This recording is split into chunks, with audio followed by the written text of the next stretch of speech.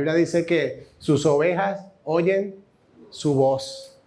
Pero el mundo quiere distraernos, quiere desconcentrarnos, quiere llevarnos por otro lado para que no escuchemos. Así que permítame orar para lo que vamos a estar compartiendo en esta tarde. Yo te doy gracias, Padre, por tu presencia en este lugar. Gracias por poder contar con tu palabra, como esa palabra viva, Señor, dispuesta para nosotros, que por medio de tu Espíritu Santo, Señor, es revelada y puede, Señor, tiene el poder, la capacidad, la potencia de transformarnos de adentro hacia afuera, Señor, de hacernos más parecidos a ti, de permitirnos conocer tu corazón, tu carácter y quién realmente eres. No con un concepto heredado, no con un concepto humano, sino con el concepto que nos revela tu palabra, Señor. Y nos acercamos a tu palabra con humildad, reconocemos y confesamos que tu palabra es verdad, que lo que tu palabra dice es la verdad que nuestros corazones quieren abrazar. Te damos gracias por este tiempo, en el nombre de Cristo Jesús. Amén. Y le he puesto por título a esta parte que estamos estudiando de la Biblia, un Dios bueno. Y es importante que lo entendamos, porque el enemigo, una de las cosas que intenta hacer es convencernos en las situaciones difíciles de que Dios no es tan bueno. Porque el enemigo sabe que si tu corazón abraza la idea de que quizás Dios no es tan bueno, la adoración empieza a mermar. La intimidad con Dios empieza, porque ¿quién quiere relacionarse con un Dios que no sea tan bueno? O que no sea lo bueno que hemos hablado, que hemos escuchado o que hemos visto en la Biblia. Ahora, el tema con esto es nuestro concepto acerca de la bondad de Dios. Quiero que sepas algo. Dios es bueno. No solo actúa con bondad, no solo hace cosas buenas por ti. Dios en esencia es bueno. Porque este es el tema. Algunos pueden decir, no, Dios es bueno. Yo te puedo decir que Dios es bueno. Y tú le preguntas, ¿por qué? Dice, bueno, tengo trabajo, estoy bien de salud, mi familia está bien, entonces Dios es bueno. ¿Y qué pasa con el que está enfermo? ¿Dios no es bueno con esa persona? ¿Qué pasa con el que no tiene trabajo? ¿Dios dejó de ser bueno con esa persona? No existe la posibilidad de que Dios deje de ser bueno.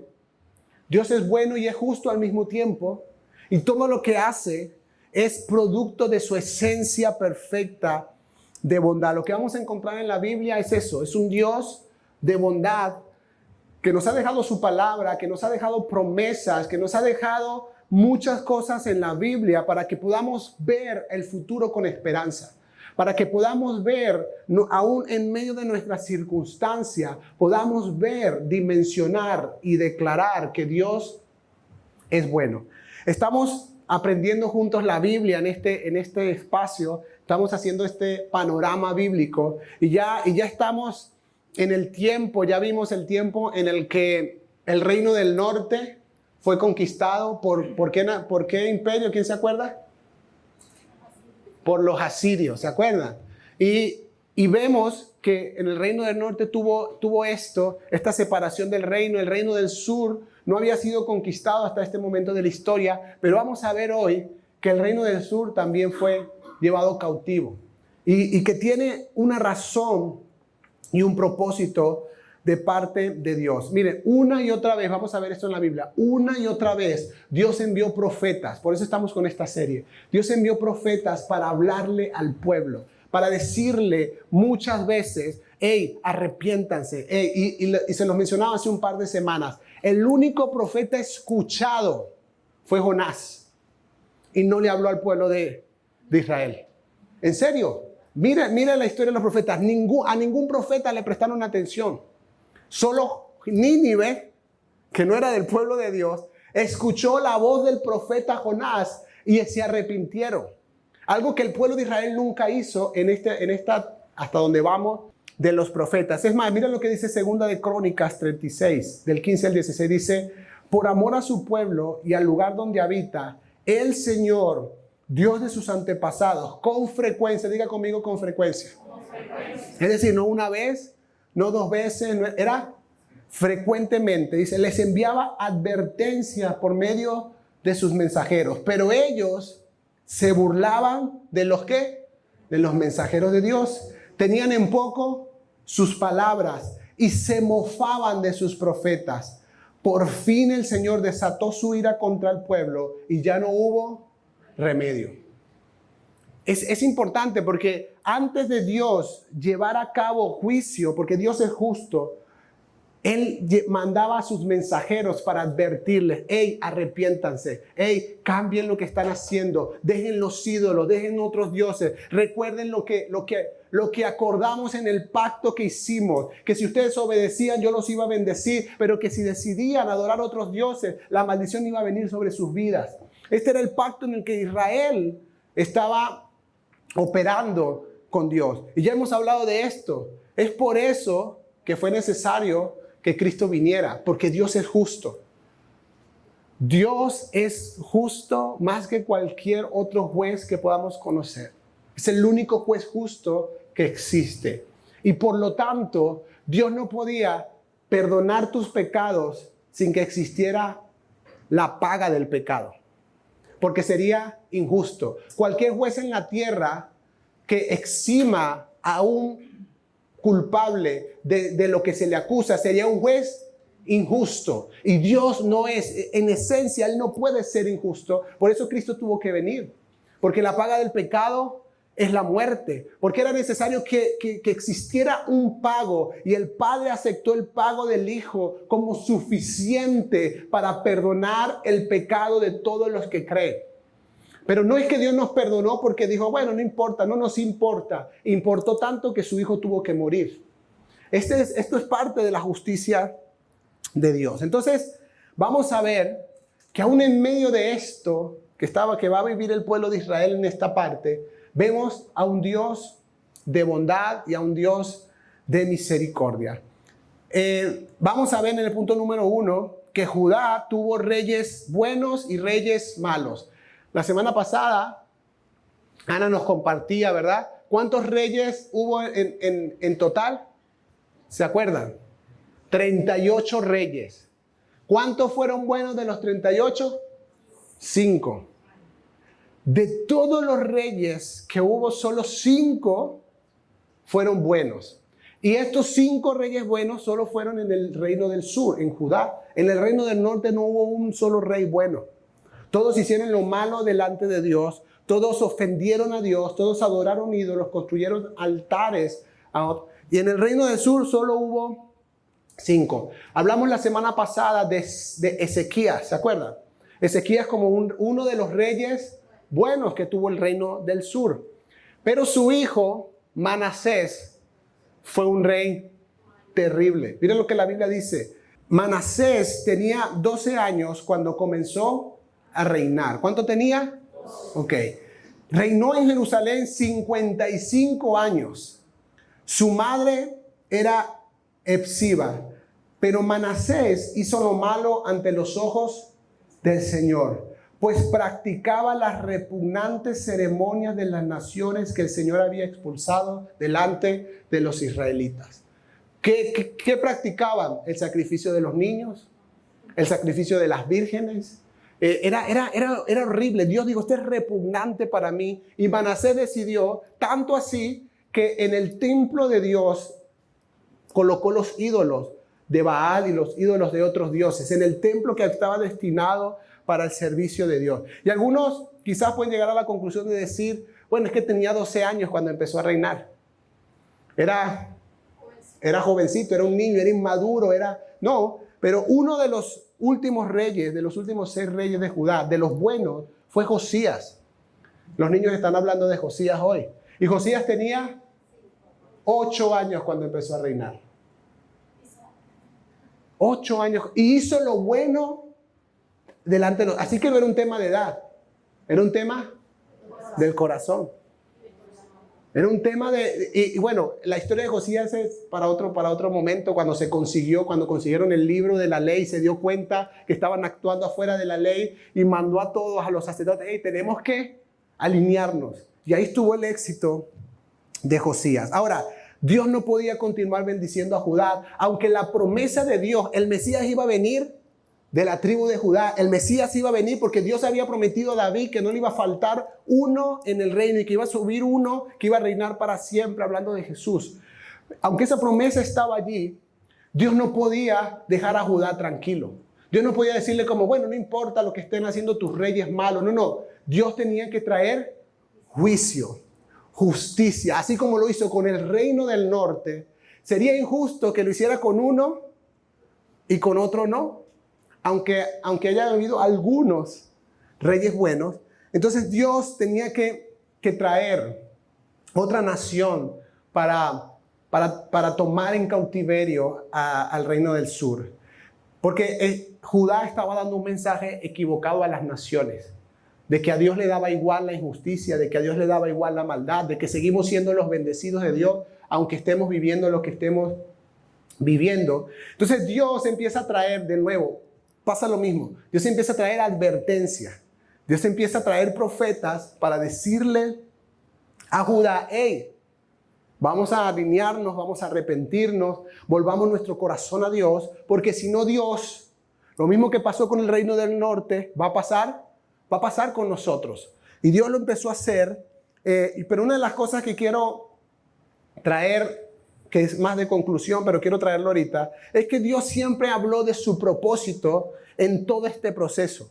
Ezequiel 36, 23 dice, daré a conocer, dice el Señor por medio de este profeta, la grandeza de mi santo nombre, el cual ha sido profanado entre las naciones, el mismo que ustedes, hablando del pueblo, han profanado entre ellas, cuando dé a conocer mi santidad entre ustedes, las naciones sabrán que yo soy el Señor. O sea que había un plan. Yo decía, yo no solamente te escogí porque tú eres el bonito, porque Abraham era el bonito del grupo. No. Te escogí a ti porque tengo el propósito de, por medio de esta nación, dar a conocer a las naciones que yo soy el único Dios.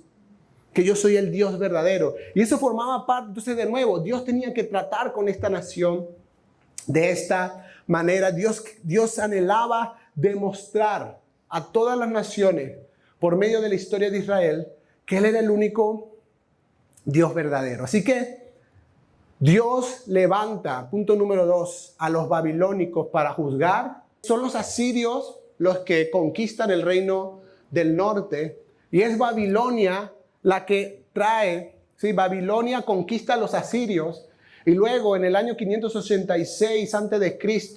conquistan Jerusalén, Judá, y destruyen la ciudad. O sea, Babilonia, a veces leemos en la Biblia muy rápido, ¿no? Leemos, y fueron llevados cautivos. Decimos, ay, bueno, pobrecitos, fueron llevados. No, pero esto era algo salvaje. Era violento, era malvado. Había muerte, violaciones, decapitaciones. No era ponerle unas espositas y ponerlos a caminar en fila. No, era una conquista donde había mucho derramamiento de sangre y destruían las ciudades por completo. Esto lo vivieron ellos. Entonces Dios, después de la caída del norte, levanta el imperio de Babilonia que conquista Siria y luego trae la conquista y lleva cautivo a este pueblo. Ahora, en medio de esto, Dios empieza a traer promesas al pueblo de Israel. Aún en medio de la situación que están viviendo, aún en medio del caos, de todo esto que está pasando, Dios empieza a traer promesas. Isaías 42, versículos 2 y 3. 43, perdón, dice, cuando pases por aguas profundas, yo estaré contigo. Cuando pases por ríos de dificultad, no te ahogarás. Cuando pases por el fuego de la opresión, no te quemarás. No hay una sola promesa en la Biblia donde Dios diga que no vas a pasar por dificultades, o que no vas a pasar por el fuego de la opresión, o que no vas a pasar por situaciones difíciles. Aún cuando estés pasando por eso, Dios sigue siendo bueno. Amén. Y Dios le está diciendo al pueblo, hey, vas a pasar por las aguas, vas a pasar por esto, pero yo voy a estar contigo. Es por eso que David podía decir en el Salmo 23, aunque pase por el valle más oscuro, no temeré porque soy fuerte, porque soy valiente, porque tengo recursos, porque sé usar la honda, sé usar la espada, maté a Goliat, porque yo soy el que soy. No temeré porque tú estás conmigo. No es porque yo pueda enfrentar la circunstancia, es porque tú estás conmigo. Esto lo tenía muy claro David. Y Dios empieza a traer estas promesas que, de nuevo, son promesas también para nosotros. De nuevo, Dios no nos promete cero dificultad. Si leíste un folleto en algún lugar que dice conviértete a Cristo y se acabarán tus problemas, te mintieron. Te mintieron, te engañaron. Eso no funciona así.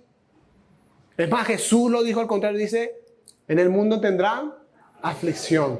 Jesús le dijo a sus discípulos una vez, los envío como ovejas en medio de manada de lobos. Es decir, ya le estaba preparando para que la cosa no iba a ser fácil. Pero yo voy a estar con ustedes. Y por eso es que podemos declarar que Dios es bueno, aunque en mis circunstancias me estén diciendo lo contrario. Por encima de mis circunstancias está un Dios que es bueno, que está conmigo en el agua, en el fuego, en la tristeza, en la soledad, en cualquier momento.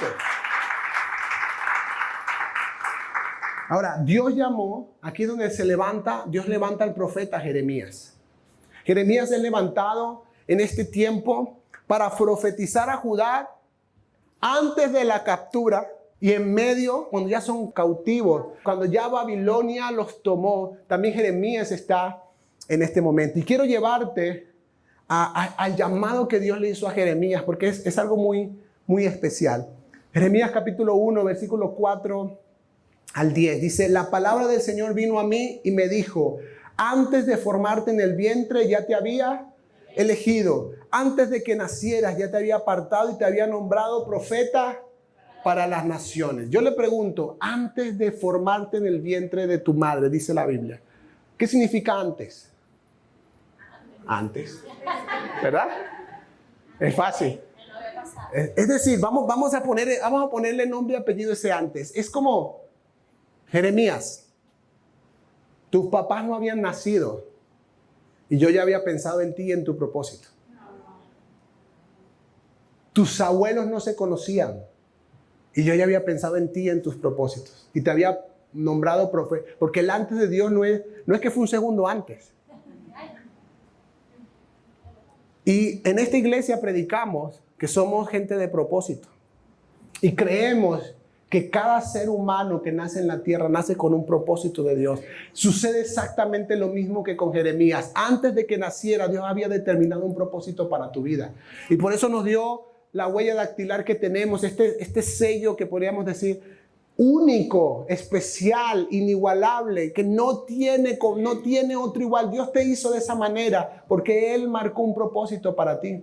Y para cada persona que nace en este tiempo, Dios determinó que nacieras en este país, en este tiempo, cuando quizás no es mejor desde tu perspectiva y desde la mía, pero Dios sigue siendo Dios. Dios sigue siendo bueno. Y Jeremías, y mire la reacción de Jeremías, ¿no? Que la vemos en muchos hombres de la Biblia y que también la vemos en nuestra propia vida. Cuando nos encontramos con el propósito de Dios, normalmente nos vamos a encontrar con algo mucho más grande de lo que nosotros podemos quizás sentir que podemos asumir. Y reaccionamos como Dios, yo no puedo hacer eso. Y Dios, no, sí puedes. Mira, Jeremías le dice, yo respondí, mi Señor y Dios, soy muy joven y no sé hablar. Pero el Señor me dijo, no digas, soy muy joven, porque vas a ir donde quiera que yo te envíe y vas a decir todo lo que yo te ordene.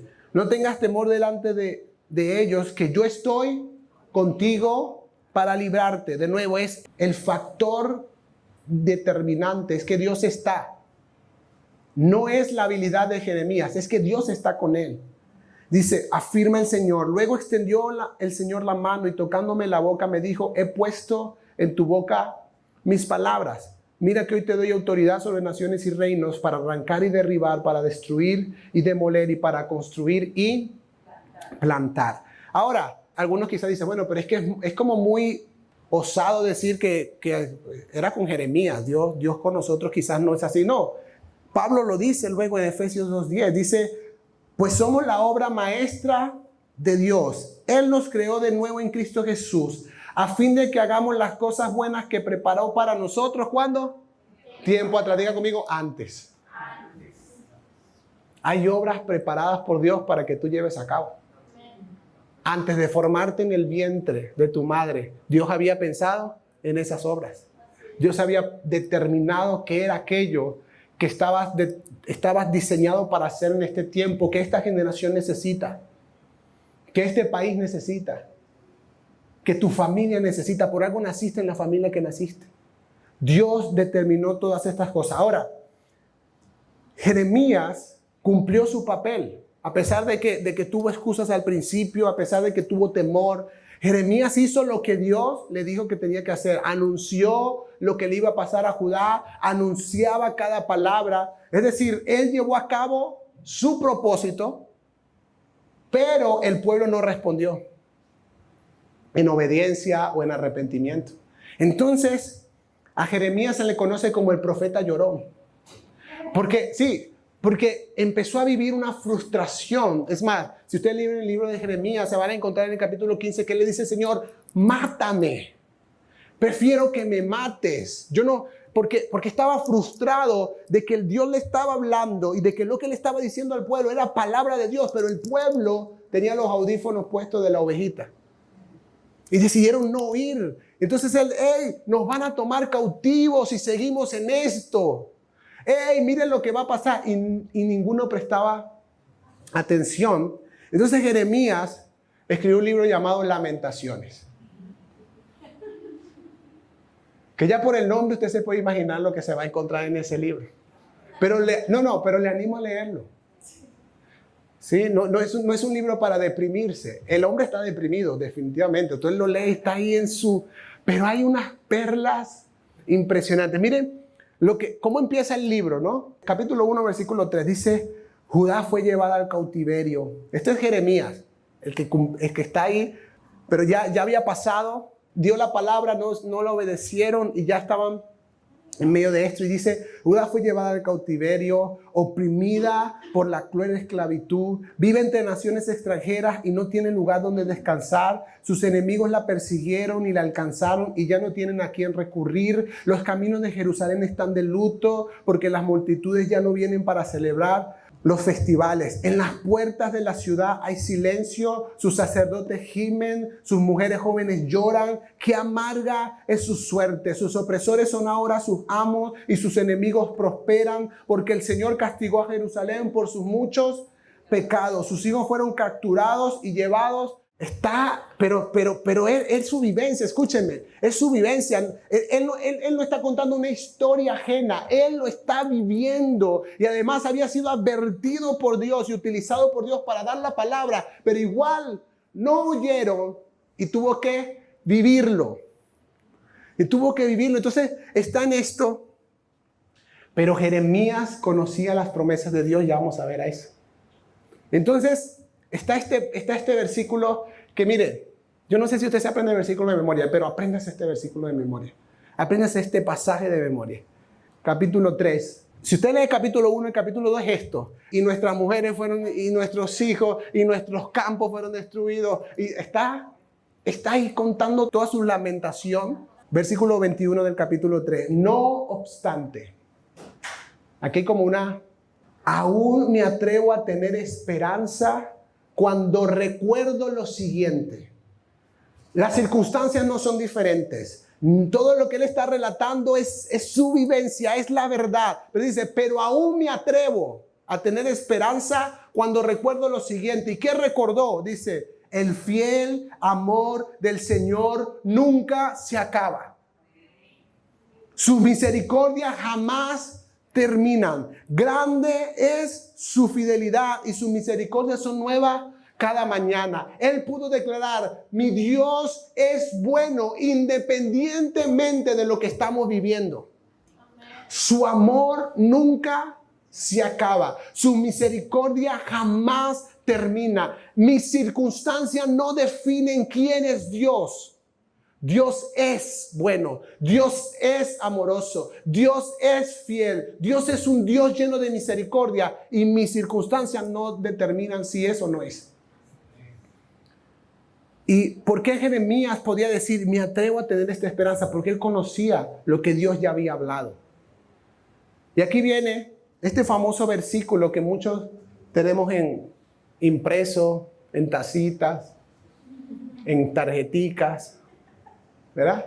Jeremías 29:11. Pues yo sé los planes que tengo para ustedes, dice el Señor. Son planes para lo bueno y no para lo malo, para darles un futuro y una esperanza. Esto es Jeremías. Jeremías, hey, mi Dios es bueno, tiene planes de bueno. Todo lo que estoy relatando, no, esto es nuestra realidad, pero Dios sigue siendo bueno. Ahora, es importante que este versículo lo veamos en el contexto. Porque cuando solo leemos el versículo, decimos, sí, Dios tiene planes buenos, gloria a Dios, aleluya. Pero te empieza a ir mal en algo y dices, bueno, ¿y los planes buenos de Dios dónde están? Y ahí empieza el corazón, empieza a dudar, entra la incredulidad y llega el enemigo y dice, pero es que realmente Dios no es tan bueno. Y te quiere convencer de eso. Entonces, cuando necesitamos leer el contexto, quiero llevarte unos versículos antes, unos versículos después, en este pasaje de Jeremías. Ahora, Jeremías empieza diciendo esto en el versículo 4. Esto dice el Señor de los ejércitos celestiales. ¿Quién lo está diciendo? No es Jeremías. No es Jeremías que tuvo ahí una... No, es Dios el que está hablando. Dice, Dios de Israel, a los cautivos que Él desterró de Jerusalén, es decir, ya estaban cautivos. La ciudad ya había sido destruida y ya había caído sobre ellos el juicio. Esto no es una palabra antes del cautiverio, es una palabra en medio del cautiverio. Realmente cuando está comenzando, ¿ok? Ahora, viene Dios y les dice esto. Edifiquen casas y hagan planes para quedarse. Escucha, es como, de nuevo, yo soy Dios.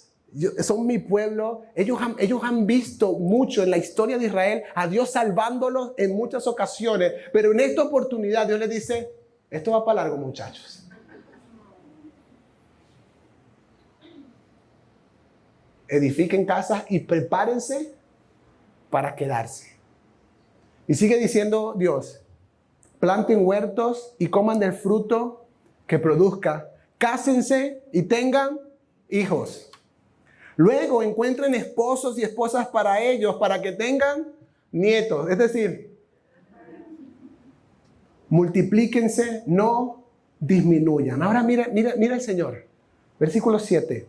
Trabajen por la paz y la prosperidad de la ciudad donde los envié al destierro.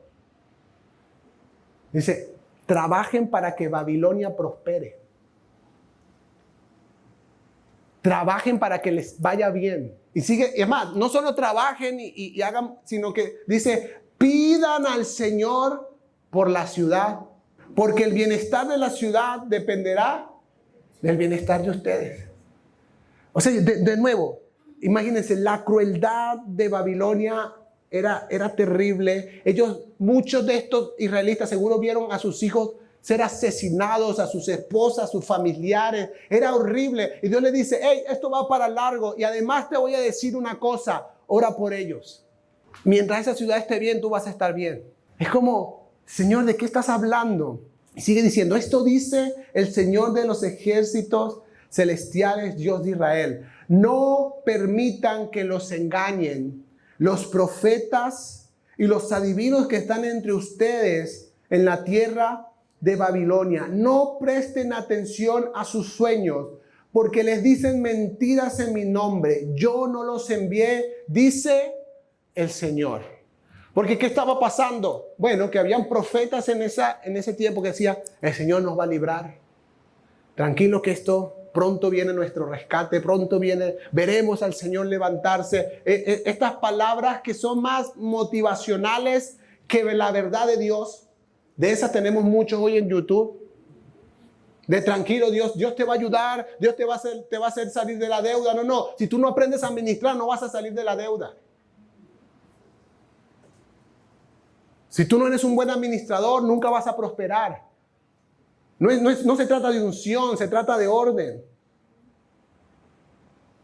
Entonces estos falsos profetas siguen habiendo de estos hoy, ¿no? Dios le dice, no le hagan caso.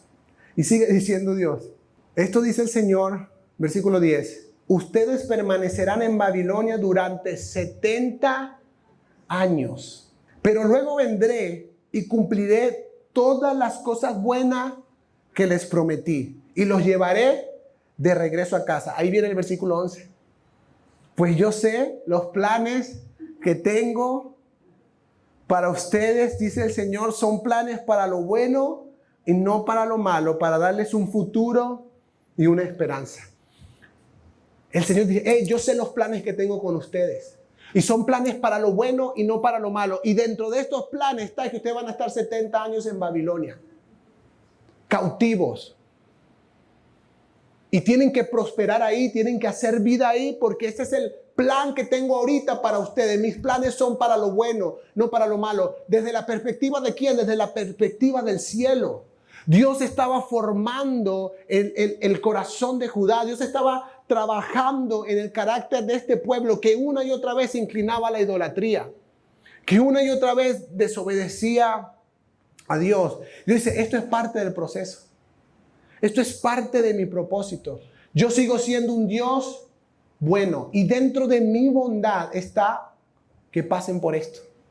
Entonces, cuando leemos el versículo en el contexto, podemos entender, Dios no iba a sacarlos de la situación para demostrar que Él era bueno. Al contrario, les está diciendo, en medio de esa situación van a ver que yo soy bueno. Amén. Y más, y esta situación va para 70 años. No son unos meses, no es soporta ahí un año tranquilo que Dios le dejó claro desde el inicio. Esto es 70 años, para que dejaron de escuchar a los otros profetas. Cualquier profeta que se levantara y dice, el Señor nos va a librar el año que viene. Y alguien me decía, llevamos apenas 3 años en esto. Ahora es que falta. Pero lo tenían claro. Pero de nuevo, Dios no los iba a salvar de la situación. Pero sí quería poner en su corazón algo. En medio de esa situación, yo tengo planes buenos y te voy a dar un futuro y una esperanza de bien. Pero esto forma parte del proceso. Esto forma parte de lo que estamos viviendo. ¿Por qué? Porque hoy la mayoría de las frustraciones del pueblo cristiano es esta. Es que quieren que Dios le cambie la circunstancia y como la circunstancia no cambia, entonces empiezan a dudar si Dios es bueno o no es bueno. Tú no sabes y yo no sé si la circunstancia más bien es parte del plan de Dios para trabajar en mi corazón, para trabajar en el carácter de Cristo que Dios quiere formar en cada uno de nosotros. Aquí es cuando el creyente se enfrenta a estas situaciones que realmente puede ver en dónde está puesta su fe. Porque la mayoría de la fe del creyente está puesta en lo que puede obtener de Dios. Es fácil decir que Dios es bueno, que Dios es fiel cuando todo está bien. Pero no es tan fácil decirlo cuando las cosas no están saliendo como queremos. Cuando la enfermedad toca tu cuerpo. Estás enfermo y has orado mucho para que Dios te sane y Dios no te sana. Y entonces, Dios eso no es bueno. No, Dios sigue siendo bueno. Y el pueblo de Israel tenía que entender, esto no se va a acabar pronto. Pero Dios va a cumplir su plan y su propósito en nuestra vida. Forma parte del plan de Dios. Por eso Jeremías pudo decir eso en Lamentaciones capítulo 3. Me atrevo a poner mi esperanza en Dios. Me atrevo a tener esperanza para el futuro. Porque el fiel amor del Señor nunca se acaba. Y esto es algo que tenemos que empezar a practicar en nuestra vida, familia. Porque la profecía bíblica dice que la maldad va a aumentar. La injusticia va a aumentar. ¿Dios tiene el poder para sanar toda enfermedad? Sí, pero no quiere decir que lo vaya a hacer. Él es Dios. Y tenemos que tener la actitud, la semana que viene lo vamos a ver, de los amigos de Daniel. Señor, yo sé que tú puedes sanarme, pero aún si no lo haces, yo igual voy a adorarte. Yo igual voy a exaltarte. ¿Por qué? Porque miren, aquí es donde vamos. Esto es algo que he mencionado varias veces. Cristo en nuestra vida no es garantía, es esperanza. ¿A qué me refiero con esto? no es garantía de que todas las cosas nos tienen que salir bien. No es garantía de que si me enfermo tengo que ser sanado. No es garantía de que siempre voy a tener lo que yo quiero, lo que deseo. No, no. Cristo es esperanza aún en medio de las situaciones difíciles. Por eso la Biblia dice, Cristo en nosotros es esperanza de gloria. No es garantía de que las cosas ahora sí me van a funcionar, de que todos los negocios que emprenda van a prosperar. No, no. No tiene que ser así. Algunos prosperarán, otros no. Ahora, Tito dice esto. Nuestra esperanza es la vida eterna. Pero nuestra mente está tan puesta en la tierra que si aquí la enfermedad no se me quita, entonces Dios, no, Dios es bueno, Dios te salvó. El milagro más grande ya fue realizado en ti en el momento en que creíste en Jesús. Tu alma fue trasladada del reino de las tinieblas. Le pertenecías a las tinieblas. Tu destino era el infierno y estar separado de Dios por la eternidad. Y por la gracia de Jesús y la fe en Cristo, tu alma fue trasladada del reino de las tinieblas al reino de su luz. Y Tito dice, hey, nuestra esperanza es la vida eterna. ¿Sabes por qué decían eso los apóstoles? Porque estaban siendo perseguidos, asesinados por la fe. Y les decía a la gente, tranquilos. Hey, pero porque Dios no me libra de ser quemado vivo. No, Dios no te tiene que librar de eso. Tu esperanza es la vida eterna. Pero ¿por qué Dios no me saca de esto? No te preocupes. ¿Se acuerdan de Pablo? Que dice que en 3 ocasiones oró a Dios para que le quitara el aguijón. Y Dios le dijo, no, bástate en mi gracia. Dios podía hacerlo. Sí, Pablo vio milagros que nosotros no hemos visto todavía ni siquiera. Pablo vio unas cosas tremendas, pero verlo y tener algo en su cuerpo y ver que Dios no era como extraño. Y Dios le dijo, bástate en mi gracia. Es nuestra esperanza, familia. Si nuestra esperanza, dice la Biblia, fuera solo para este mundo, seríamos los más desdichados de todos. Si nuestra esperanza solo nos alcanzara para esta vida, no tendría sentido. Pero es que nuestra esperanza es la vida eterna. Esta es nuestra esperanza. Que Dios, por su gran amor, actuó de una manera sobrenatural ya en nuestra vida, por medio de la fe. Y ahora pertenecemos al reino de Dios. Dios puede sanar mi enfermedad, pero sigo teniendo un cuerpo que se desgasta, que se vuelve a enfermar. Que Dios me sane de una enfermedad no me hace inmortal, no me hace inmune a todas las enfermedades. Yo sigo creyendo, y cuando vienen enfermos oramos porque yo sigo creyendo que Dios obra, pero según su voluntad. Y Dios puede curar un cáncer, sí, pero esa persona, su cuerpo no es glorificado. Se puede volver a enfermar después y va a morir. La sanidad de Dios no lo hace inmortal. No es que nuestra esperanza no puede estar sujeta a esta tierra. Y no estoy diciendo que ahora no oremos, no, ora. Porque Dios sigue obrando, Dios sigue proveyendo, Dios sigue sanando, Dios sigue liberando. Pero no puede ser nuestra esperanza solo eso. Dios es bueno por lo que Él es y por lo que Él ya hizo por medio de Cristo para nosotros. Entonces quiero que volvamos a ver Lamentaciones capítulo 3. Quiero que lo leas ahí donde estás y medites en lo que dice. Y que le pidas al Espíritu Santo, Espíritu Santo, yo quiero hacer esto que hizo Jeremías.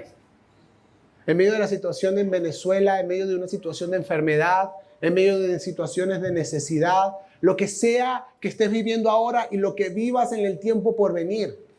Señor, yo quiero tener este corazón de Jeremías, de poder tener esperanza cuando recuerdo cuando recuerdo las cosas que Dios hizo o los testimonios de alguien. No, cuando recuerdo algo más eterno, algo más alto. No solo lo que Dios puede hacer, sino lo que Dios es. Su amor perdura para siempre. Su misericordia jamás termina. Pide al Espíritu Santo, Señor, que yo recuerde siempre que tu fiel amor nunca se acaba. Que yo no dude en ningún momento de ese amor tan grande que ya fue demostrado en la cruz por medio de Cristo. Cuando las cosas no me salen bien, cuando me suceden cosas que no quiero, cuando atravieso por dificultades, por opresión, por tantas cosas, que yo pueda recordar siempre que tu fiel amor nunca se acaba. Es algo interminable. Tu amor nunca se acaba, nunca, nunca se acaba. Siempre, siempre hay disponible para mí. Y aunque hay algunos procesos por los cuales quizás tengo que atravesar, puedo creer que tu amor nunca se acaba. Puedo declarar que tú eres bueno. ¿Por qué no declaras ahí con tus propias palabras? Di, tú eres bueno. Eres bueno aunque las cosas no me estén saliendo bien. Eres bueno aunque esté enfermo. Eres bueno aunque tenga necesidades. Eres bueno aunque las cosas no las entienda. Tú simplemente eres un Dios bueno.